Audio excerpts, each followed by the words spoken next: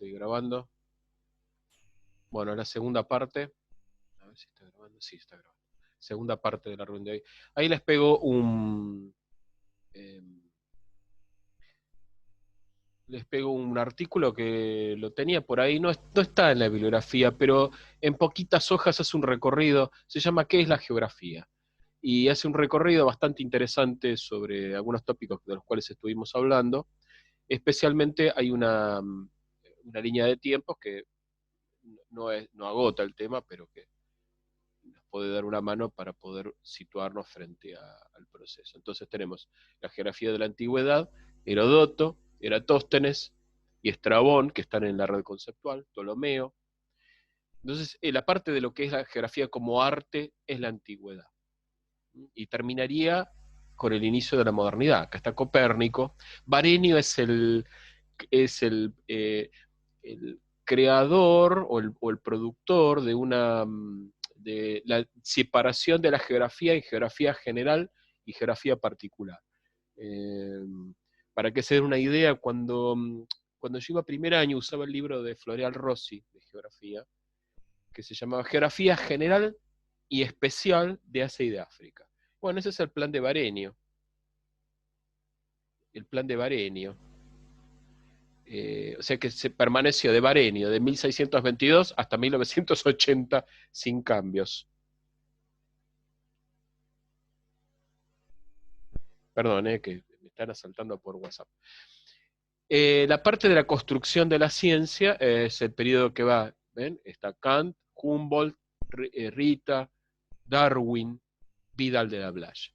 ¿Qué sería? La parte filosófica, que podría dársela, viene por el lado de Kant, que la retoma Humboldt, y también la trabaja Rita. Rita, si bien no es un kantiano, pero toma muchas nociones de Kant, especialmente porque Kant pensaba que el espacio y el tiempo eran dos categorías con las cuales los individuos venían al mundo con esos saberes y conocimientos. Con esas categorías a priori, ya venían al mundo con la noción de tiempo como duración y de espacio como dimensión. Esa es la parte de la construcción de la ciencia. Darwin con la idea de la teoría de la evolución, que gente como Ritter gente como Ratzel las aplicó a la geografía, y ahí surgió el determinismo ambiental o darwinismo geográfico, y Vidal, que es la escuela francesa, y que es la escuela regional tradicional. Y en el siglo XX, acá está Dudley Stamp y Jean Tricard, que son dos corrientes distintas. Dudley Stamp es la escuela inglesa y Jean Tricard es la escuela marxista. Esto se detiene a mediados de los años 50. Falta la segunda parte de los años 50, que hay que agregar a Harvey, a Milton Santos, etcétera, etcétera, pero es el momento del surgimiento de la geografía como actividad profesional, la profesionalización. Si quieren leerse el artículo, van a ver que muchas de las cosas que yo estuve diciendo están resumidas bastante bien acá. Es un artículo cortito, son poquitas hojas, pero hay varias. Ven, acá está paisajismo, ordenamiento territorial, la tradición ambiental, ecologismo, tradición espacial.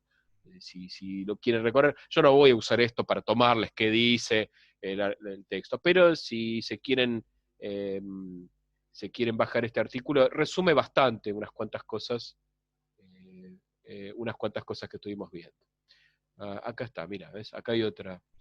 Estas son unas categorías que lo van a ver en el texto de Silvia Santarelli, que sí está en la bibliografía, de las tradiciones en geografía y cómo esas tradiciones a nosotros nos afectan. La tradición ambiental, la tradición regional, la tradición espacial y la tradición humanista. La cuestión ambiental, que es la cuestión que tiene es considerar a la sociedad como una entidad que demanda de sus ambientes una serie de recursos y produce cosas y tiene efectos, que algunos son la contaminación, la superpoblación, efectos de la relación. Sí. ¿Iban a decir algo? Levanten la mano. La geografía regional, que es una geografía que está muy situada con la construcción de la geografía como ciencia escolar.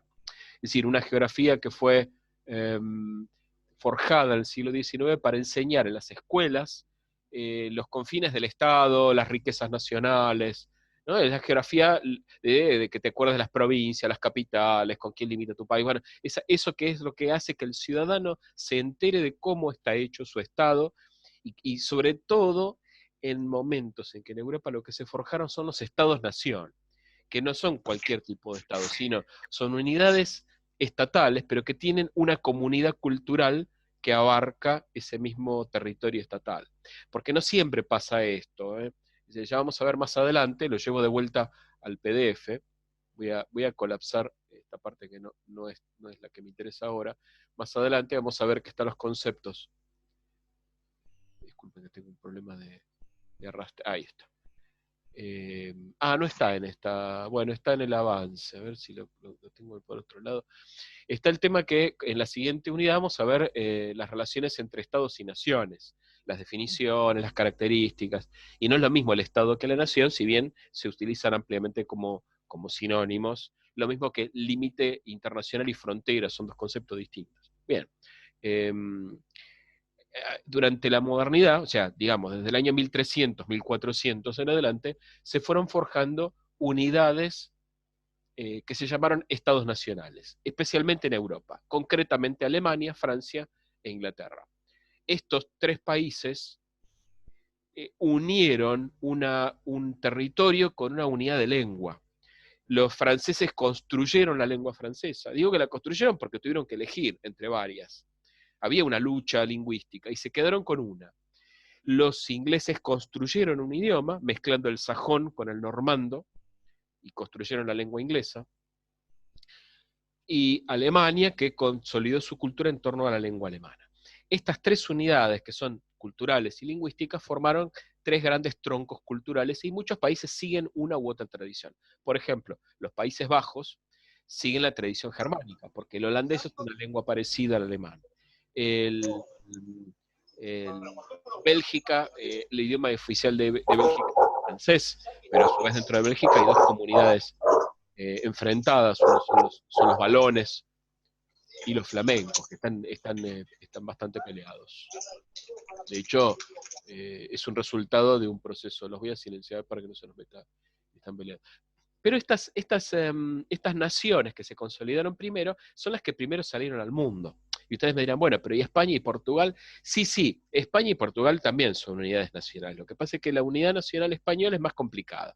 Es decir, la corona de los reyes de Castilla eran reyes de Castilla y de Aragón, que incorporaron, bien o mal, otras unidades territoriales que tienen independencia. Por ejemplo, hoy vemos en España, y en España hay grandes comunidades. Está Cataluña, están las provincias vascas, que no se consideran españoles, está Galicia, que es una comunidad autónoma, Valencia. O sea, son diferentes unidades con hasta idiomas diferentes. En Valencia se habla el valenciano, en Galicia se habla el galego, en Cataluña se habla catalá. Esas son diferencias que ya no son dialectales, son idiomas diferentes. Entonces, hasta cierto punto, España es un estado multinacional. A pesar de que los españoles insistan en la unidad del Estado español, de hecho es un Estado unitario, aún así, a pesar de eso, es multicultural y eso ha traído tensiones. Hace 2 años que los catalanes iniciaron un fuerte proceso de insurrección y de separación y tarde o temprano lo van a conseguir. Otro caso aparte es Italia. En Italia las diferencias son mucho más marcadas. ¿Por qué? No es lo mismo la vida en Sicilia, en Calabria, en Nápoles, que en Roma, o que en el norte de Italia. Entonces, hay una tendencia a la separación entre el norte de Italia y el sur. El norte rico y el sur pobre. Y en España pasa algo parecido. El norte rico, que es las provincias, las comunidades que están sobre los Pirineos, como las provincias vascas y como Cataluña, con respecto al resto de España, que es más empobrecido, como la Andalucía o Extremadura. Y lo mismo pasa en Portugal, el Portugal rico que es el del norte con el Portugal pobre que es el del sur. Estas separaciones, estas tensiones internas tienen efecto. En Italia, por ejemplo, es tradicional que Italia no puede formar gobierno. Le cuesta mucho. Hay gobiernos que duran muy poco. Miren lo que ha pasado con el partido Cinque Stelle, que tardó bastante en consolidar una unidad. Y siempre hay como tercios de partidos. Por un lado está la socialdemocracia, por otro lado los partidos inconformistas y lo que queda del Partido Comunista Italiano y otros partidos de izquierda y que nunca se ponen de acuerdo. Y partidos muy duros como la Liga del Norte, que son partidos de derecha, ¿no? Que son los sucesores de, o pretenden seguir la tendencia de, no digo de Mussolini, porque no es esa la idea, pero siguen una línea dura de incluso separación. Bueno, al norte al norte de Roma, un país, al sur de Roma, otro país. Esa es una tendencia que en Italia está. Pero bueno, lo interesante es que estas unidades territoriales se consolidaron primero en Europa y cuando salieron al mundo son las bases del sistema colonial. Por eso tenés un sistema colonial francés, un sistema colonial inglés, un sistema colonial alemán. Y que los países que llegaron tarde a esta consolidación entraron tarde al reparto colonial. Italia y Alemania se consolidaron tarde. Por eso llegaron tarde a la empresa colonial y por eso su inserción en el sistema es diferente. La última de todas es Italia, que rajuñó Libia, que es un desierto, hasta que descubrieron petróleo en un desierto, y Alemania que se quedó, le dieron, bueno, ya que estábamos, te damos Kenia, te damos Tanzania, te damos el desierto de Kalahari y divertite con eso. Bueno, está bien, igual yo estoy grabando, no hay problema, por los que se tengan que ir, váyanse porque yo estoy grabando. Y esto lo voy a subir un ratito al Face. Las tradiciones, la tradición humanista es la tradición del siglo XX, que es la que insiste en considerar lo que yo sostengo en esta cátedra, que es el espacio geográfico como un producto social, un resultado de la división del trabajo y un trabajo social. No es una geografía ambiental ni una geografía métrica, no es una geografía de corte clásico, sino que es una geografía que tiende a ser humanista. Y fundamentalmente una geografía eh, no digo basada, pero sí con una fuerte vinculación con el materialismo histórico, que es a donde me interesa a mí. La geografía basada en una explicación del reparto desigual de las oportunidades y la riqueza a escala global. Ese proceso solamente se explica hoy, por lo menos a través del pensamiento en algún aspecto del materialismo histórico, porque el resto del pensamiento económico clásico sigue insistiendo en la libertad de mercado y en otras cosas que ya sabemos que no funcionan. Hoy lo único que lo explica que inclusive lo toman los propios ricos. O sea, hoy está de moda leer Marx entre los capitalistas, porque dice la mejor forma de ser capitalista es leyendo a Marx, porque el que te enseña cómo es el truco es Marx. No quiero extenderme más en esto, les dejo el texto para que se diviertan y lo recorran. Esto se lee muy rápido, son poquitas hojas, y no lo voy a tomar, pero si quieren leerlo en los teléfonos, esto es un panorama que en 4 o 5 hojas los pone al día de bastantes cosas y no es una exposición difícil. Así que se los dejo, creo que se los copié al chat para que lo tengan. Como para... No lo impriman, no es para que... Ah, sí, se los había copiado, disculpen. Bien, volvamos a nuestra red conceptual. Entonces, bueno, entonces, el otro gran proceso que tenemos dentro del espacio geográfico es el Estado. Y el Estado no siempre coincide con un concepto de nación, y a su vez ese concepto de nación no siempre está configurado en torno a una estructura de una sola lengua. Entonces, por ejemplo, si vamos a poner más casos, en Francia se notan mucho las diferencias lingüísticas entre regiones, pero el predominio de un sistema del francés o de un francés establecido es bastante marcado. Ahora, el francés que ustedes estudian en la Allianz, así como el alemán que estudian en Goethe, no es el alemán de Alemania, es un alemán teórico. Es como ir a la cultural, al liceo británico, a la cultural británica, y están aprendiendo un inglés que es un inglés estéril, eso no es un inglés real, es un inglés gramatical y expresivamente diseñado para que sea un inglés neutro. Si bien, qué sé yo, el Liceo Cultural Británico tiene más afición por la cultura inglesa, o vas a, ¿cómo se llama? La Academia Estadounidense, me olvida el nombre, de ICANA, ahí te van a enseñar el inglés al estilo estadounidense. Y tiene muchas diferencias entre ambos. Ahora, ¿por qué insisto en la cuestión cultural? Porque claro, si es la escuela y las instituciones y el gobierno se basan en el idioma para poder mantener el poder y la cohesión, entonces estos países llegaron primero a una cohesión lingüística y también a una cohesión territorial. Y son los pilares, porque de hecho Francia, Inglaterra y Alemania hoy son, si ven la lista de primeros 10 o 12, 15 países, están a la cabeza de todos. Sin embargo, el francés no es una lengua global. Porque si nosotros estudiamos francés de manera un poquito nostálgica, hoy la lengua hegemónica es el inglés. Y si lo pensamos un poco, el castellano debería ser una lengua hegemónica, porque casi un tercio de la población del mundo habla castellano. Pero claro, hablamos castellano en la periferia. Y el castellano de la periferia, hablar un idioma en la periferia no es lo mismo que hablar una lengua en el centro. O sea, otra cuestión que podríamos investigar por el lado de la geografía cultural del presente, donde hay nadie. O sea, si vas a estudiar alemán es porque te vas a ir a vivir a Alemania, eso es obvio. Sin embargo, la mitad de las publicaciones de medicina del siglo XIX se publicaban en alemán, así como la gran parte de las publicaciones de la ciencia en el siglo XVIII se publicaban en latín. Así que cada época tuvo algo así como un predominio lingüístico, eh, especialmente en la manera en que se redactan cosas en ciencias y cómo se piensa en la ciencia también.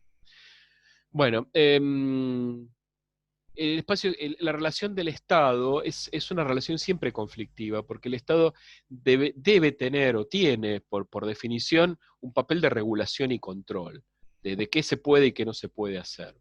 Y está en pugna con las empresas. Y cuando están el Estado y las empresas en contacto, ahí,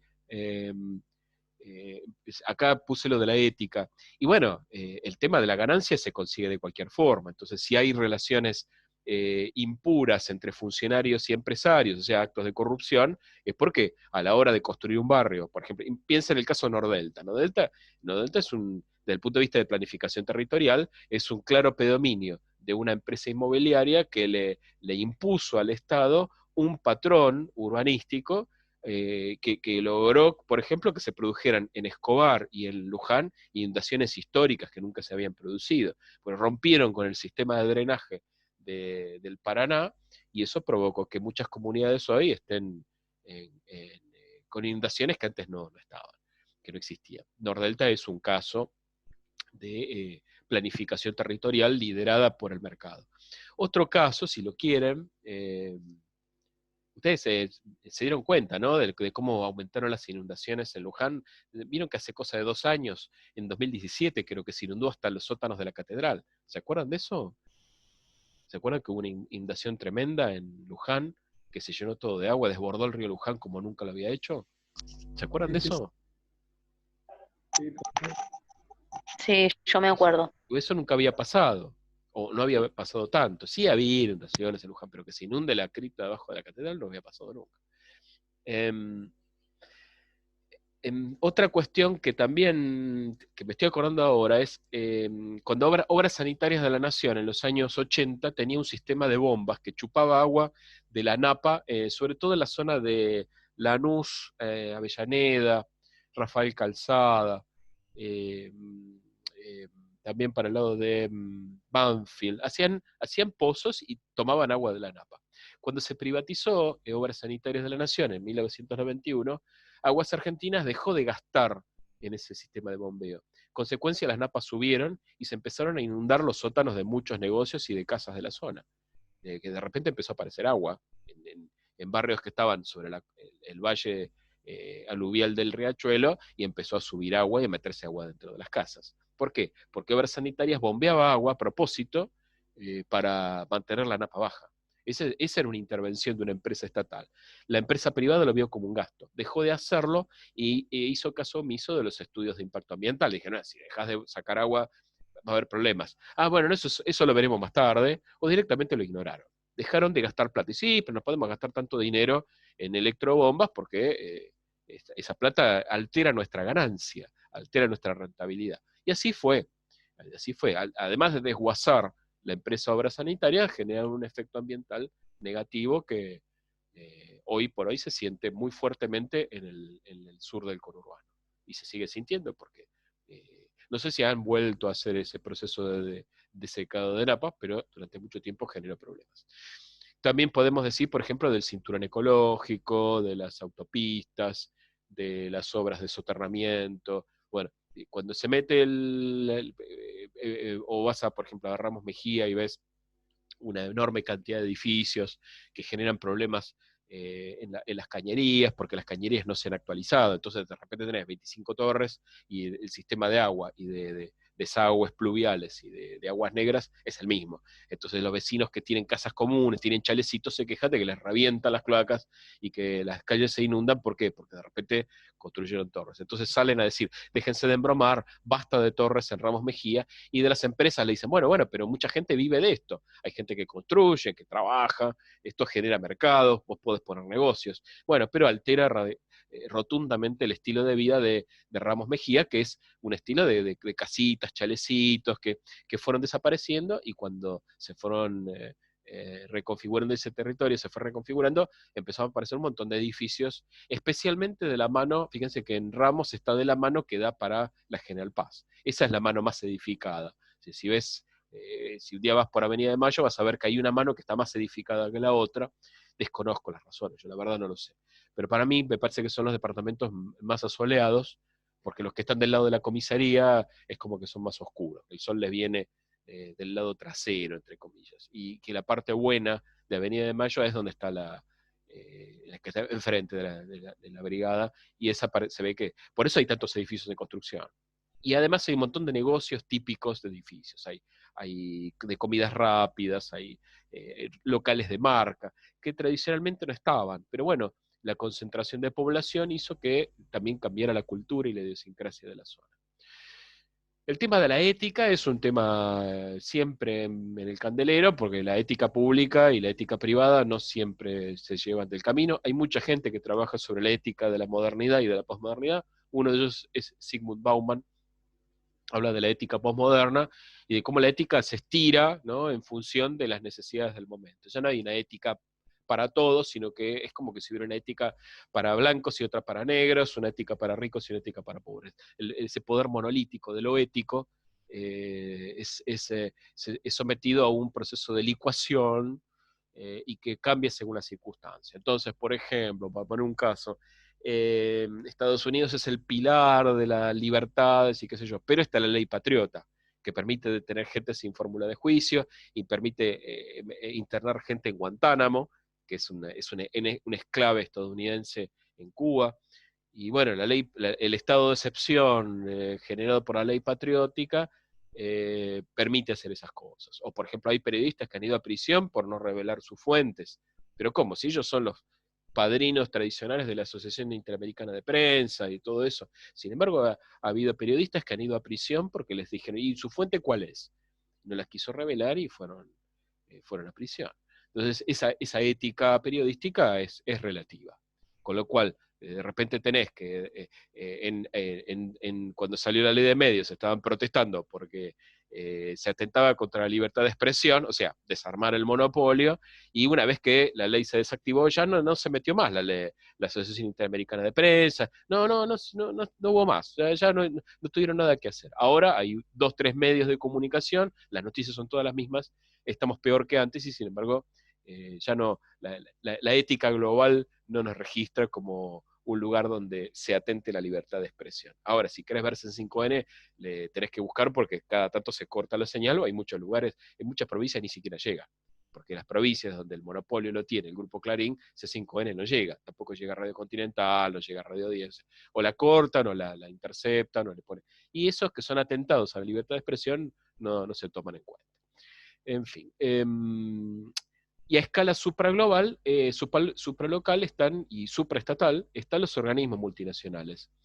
Hay muchos más. El Fondo Monetario Internacional y el Banco Mundial, que también se llama BIRF, Banco Internacional de Reconstrucción y Fomento, surgieron a partir de la Segunda Guerra Mundial. Uno para el Fondo Monetario para controlar el flujo de pagos global y estabilizar las monedas. Y el Banco Mundial apareció para financiar a los países destruidos por la guerra a que se reconstruyan, a través de un plan que se llamó el Plan Marshall, que no tiene que ver con el Banco Mundial, pero fue contemporáneo. El Plan Marshall fue un plan de asistencia directa de capitales de Estados Unidos a Europa, en el cual, por ejemplo, al principio no quisieron que entrara Italia. O sea, Italia quedó por afuera del Plan Marshall, con lo cual la hambruna que se generó en Italia a partir del año 45 fue tremenda, pero Alemania estaba fuera del Plan Marshall hasta que en 1950 Alemania comenzó a integrarse con el sistema defensivo de la OTAN, y a partir de ahí sí empezaron a llegar capitales estadounidenses a Alemania. Alemania se rearmó en la segunda posguerra, y hoy Alemania, el ejército de Alemania es el espina dorsal del sistema defensivo de la OTAN. Los alemanes continuaron sus desarrollos militares como si nada hubiera pasado. O sea, terminó la guerra y ahora el carro Leopard 1 y 2 son continuación del Panzer 6. Ya, bueno, los planos estaban ahí guardados, alguien los sacó de una caja fuerte, siguieron trabajando. De hecho, la empresa que fabrica el Leopard es la misma que fabricaba los Panzers de Hitler, Rheinmetall y Thyssen, que además fabrican ascensores y fabrican, o sea, vos vas a un ascensor y tomas un ascensor Thyssen, y estás tomando un ascensor que fabricó tanques con los cuales se esclavizó a Polonia, se esclavizó a Rusia, pero no hubo castigos para esas empresas. Se recapitalizaron después de la guerra y volvieron a surgir. Con lo cual los organismos también han jugado un papel en la Guerra Fría, ya sea interviniendo, recapitalizando empresas de países que estaban en teoría vencidos, o por ejemplo metiéndose en la periferia financiando proyectos como la Alianza para el Progreso, o sea, dar préstamos a países para que reconstruyan sus aparatos productivos para que no caigan en el comunismo. Diciendo, bueno, miren, ¿de qué se quejan estos guerrilleros? ¿Que no hay trabajo? Bueno, nosotros le damos, construimos un sistema de canales en Río Negro para la Argentina, en Uruguay hacemos otra cosa, damos plata para Yacyretá, y así nos vamos, impedimos que haya procesos insurreccionales en el hemisferio occidental porque esto genera empleo, y si hay empleo no hay vida sindical, y si no hay vida sindical no hay ningún desorden político. Que He dicho muy... vieron que esas herramientas les servían a ellos también. Toda esa Sí, pero lo veían, tecnología que del lado de habían. ellos lo veían como un gasto, lo veían como una Ajá. pérdida, porque públicamente decían, tenemos que gastar $1.000 millones en hacer que los guatemaltecos cultiven café, que los venezolanos hagan esto. Y claro, pero aparte de eso, Pero yo digo, de estas empresas que colaboraron con los nazis, si las sí. dejaron continuar, es que esa tecnología, esas herramientas que ellos tenían, vieron que les servían a ellos. ¿Por qué la iban a destruir? ¿Ellos A esas quiénes? empresas, a la, a Las, la, a la OTAN, a todos ellos, les sí, servían estas herramientas de por esas supuesto. empresas que colaboraron con Sí, los nazis. sí, Por tal eso no la cual, destruyeron. tal cual, tal cual.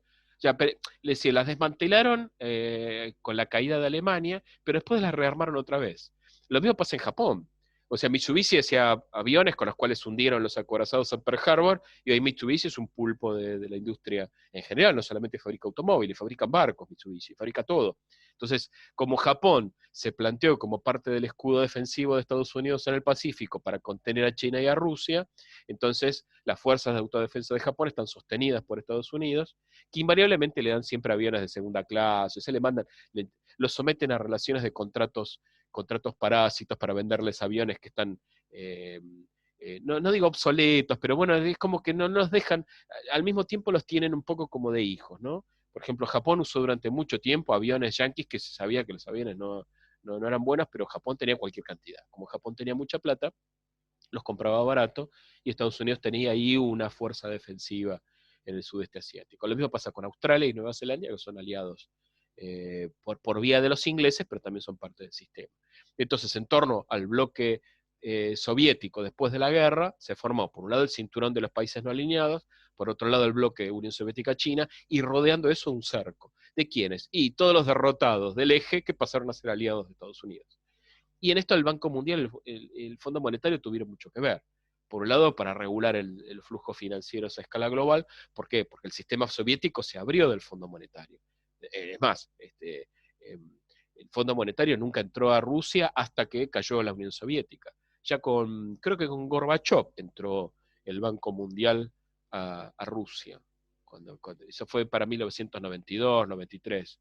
No me acuerdo bien la fecha, pero sé que para esa época el Fondo Monetario entró, y también entró, por ejemplo, Francia. Lo primero que hizo Francia fue pedirle los pagarés de la deuda que habían contraído los zares, que Gorbachev los tuvo que pagar. Y Yeltsin, Boris Yeltsin. Lo que pasa es que de la Rusia de Yeltsin, que estaba doblegada en 1990, 1995, a la Rusia de Putin, que es la de ahora, hay una distancia sideral. La Rusia de hoy es una potencia de primer orden entre Rusia y China. Si bien no llegan a equiparar el poder militar que tiene Estados Unidos, que hoy es hegemónico, sí te puedo decir que entre Rusia y China ya no son, viste, los pobrecitos del fondo, sino que son potencias nucleares y militares convencionales muy potentes. Por eso no sé por qué, por ejemplo, hay un individuo que se llama Alain Touraine que dice que China es una semicolonia de Occidente, y hace una lectura un poco desaprensiva de cómo Mao redirigió la revolución después de 1966, etc. Yo no veo a China como una semicolonia de nadie, así claramente. O sea, no me parece que un país que tenga una fuerza de disuasión nuclear propia y sistemas de satélites propios sea semicolonia de nadie. Lo que sí es que China aprovechó mucho inversiones de empresas extranjeras y reinvirtió una gran parte de esas ganancias en obras de infraestructuras tremendas. Bueno, de hecho, hoy en China no hay pobreza como la conocemos nosotros. No se conoce. O sea, hay gente que trabaja en condiciones extenuantes, pero el valor de los servicios es un valor ridículo. Lo sé de gente que ha estado recientemente en China y me ha contado, por ejemplo, la participación del Estado en las empresas privadas en China es casi masiva. O sea, está Peugeot de Francia en China, pero un tercio de las acciones de Peugeot en China son del Estado chino. Entonces la relación del capital estatal con el capital privado es diferente, habría que estudiarla, es algo que es bastante complejo, yo no me animaría a decir nada ahora más que esto, es diferente de la que existe con la de Renault en la Argentina. Entonces, Peugeot y Renault se instalan en Argentina con un contrato diferente que el que se instalan en China. Ahora, los chinos captan esa ganancia, la reinvierten en el territorio, y ahí tenés que China ahora está construyendo 4 millones de viviendas por mes, más o menos, o viviendas para 4 millones de personas por mes. Cada mes China construye una ciudad de 1 millón de habitantes. Cada mes lo hace. Hasta tienen impresoras de casas. Tienen una impresora de cemento rápido con el cual plotean y dibujan laterales de casas y con eso hacen paneles que después los pegan, los atornillan y hacen edificios. Y montones de cosas por el estilo, un sistema ferroviario densísimo, y a costa de eso un montón de pérdidas, ¿no? Porque las libertades interiores son, es muy conocido que lo que nosotros Bien. entendemos por libertad de expresión en China no existe como lo pensamos nosotros. Bueno, China tiene en su balance, en pros y contras. Ni que hablar de la contaminación y de los accidentes laborales que desconocemos sus características. A veces se trabaja en condiciones bastante complicadas. Hay no sé si en Netflix llegué a ver un documental de una empresa china que entra a Estados Unidos y compra una empresa estadounidense tipo Pilkington para fabricar parabrisas, y cómo chocaban las culturas de China con la cultura estadounidense en cuanto al trabajo, y terminaba como que los yanquis eh, eran parecían peronistas, ¿no? Diciendo que reclamaban la jornada de trabajo, reclamaban barbijos y qué sé yo, qué sé cuánto, y los chinos decían, no, en China nosotros no paramos para descansar, nosotros trabajamos las 12 horas y tomamos un tecito y después seguimos trabajando, y los yanquis dicen, no, pero nosotros estamos acostumbrados a parar 1 hora y media y a tener un almuerzo y un descanso y qué sé yo, y dicen, no, pero en China no lo hacemos, y se ve un choque de dos culturas donde los chinos terminaron siendo más explotadores de lo que pensábamos. ¿No?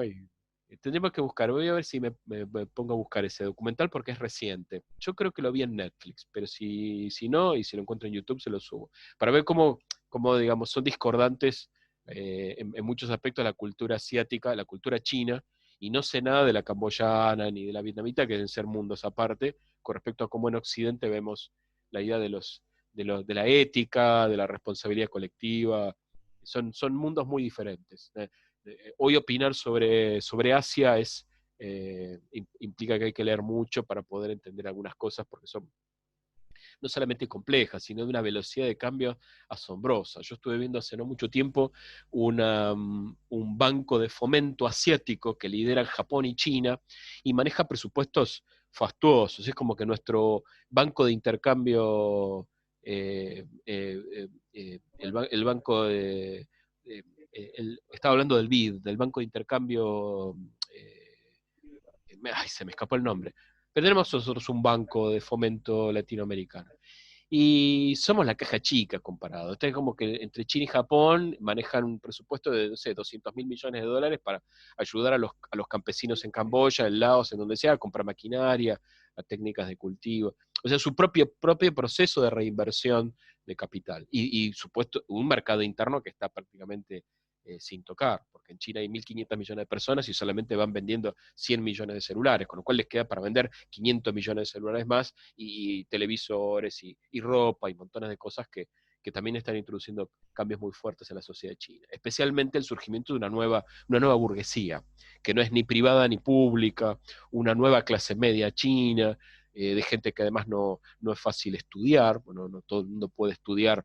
O sea, no es como acá que te anotas en un profesorado, después te anotas en otro. No, en China es una vez en la vida, aprovechalo porque no se repite porque no hay espacio, no puedes repetir. Así que tenés que ponerte a estudiar, y un régimen académico totalmente diferente. Lo poco que pude ver, porque en castellano hay muy poco, la verdad que se puede saber bastante poco de China. Es una sociedad que tenés que ir para verla, porque una cosa es lo que ellos muestran y otra cosa es lo que uno recupera cuando va al territorio. Yo sé de gente que ha ido y ha estado en China y que vinieron pasmados de una cultura que nos desborda por todos lados. Un amigo que volvió encantadísimo de China, y dice, China es un país donde está todo regulado hasta el milímetro. Por ejemplo, se subía a un banco de plaza para sacar una foto, y dice, en cuanto te subís a un banco aparece alguien de uniforme diciéndote en chino que te bajes de ahí. Entonces no puedes tirar papeles, no te puedes subir a los bancos, no podés. Gente que dirige el tránsito de las personas, ¿no? Usted para allá, usted para allá. Y la gente acata eso. Y acá yo he visto gente discutir al policía, el policía le dice a un señor, no puede cruzar la avenida cuando el semáforo está en rojo. Y el transeúnte decir, ¿y vos qué me decís a mí? ¿Qué sé yo? No, en China eso no se admite, directamente ni se piensa. No sé qué consecuencias puede tener, pero la regulación social es muy fuerte. Y las determinaciones, ¿no? Vos vas a estudiar esto, vos vas a hacer lo otro. No son sociedades de libertad como las concebimos en Occidente. Pero bueno, me fui totalmente de tema, yo no quería hablar de esto. El viernes vamos a continuar con nuestra al conceptual. Tenemos que trabajar más la parte de las teorías geográficas, y vamos a pensar entre todos una forma de ir consolidando nuestras producciones en algún tipo de instrumento, que todavía no tengo muy claro cómo, pero me imagino que podemos hacer trabajos con presentaciones entre varios grupos de varias personas. Digo, para que podamos llegar a quienes no están presentes hoy. Pero eso déjenme que lo piense mejor, y el viernes les voy a dar un dispositivo para que lo conversemos y lo bajemos al resto del grupo. ¿Qué les parece? ¿Qué opinan? ¿Está bien hasta acá? Sí. Bueno, espero que pasen buena semana. En cuanto termine de grabar una estas clases... pregunta. Sí, Volviendo al colonialismo. sí. Siempre me dio curiosidad, o no entendía si la construcción que nosotros tenemos de colonialismo, si la hacemos nosotros o nos la impusieron, porque hace un par de años había ido a Brasil y era muy de preguntarles a todos cómo vivían, Sí. Y me encontré con un chofer de Uber que él me decía que qué lástima, nosotros, que a ustedes los colonizaron los españoles, nosotros los portugueses, si lo hubieran colonizado los ingleses, seríamos otra cosa. Bueno, Y déjame yo ver, digo, déjame que lo lea y te contesto el viernes porque queda menos de 30 segundos. Pero sí, esas diferencias se marcan al interior de las sociedades. Pensémoslo y lo seguimos el viernes, porque se está por cortar. bárbaro. Pero queda grabado y queda pensado. Así que hasta Bárbaro. un codazo y hasta el viernes. Gracias por la pregunta. Cualquier cosa por Face me puedes preguntar. Chau, chau. Listo. Chao. Chao, perdón. Hasta luego. Chao, profe. Chao.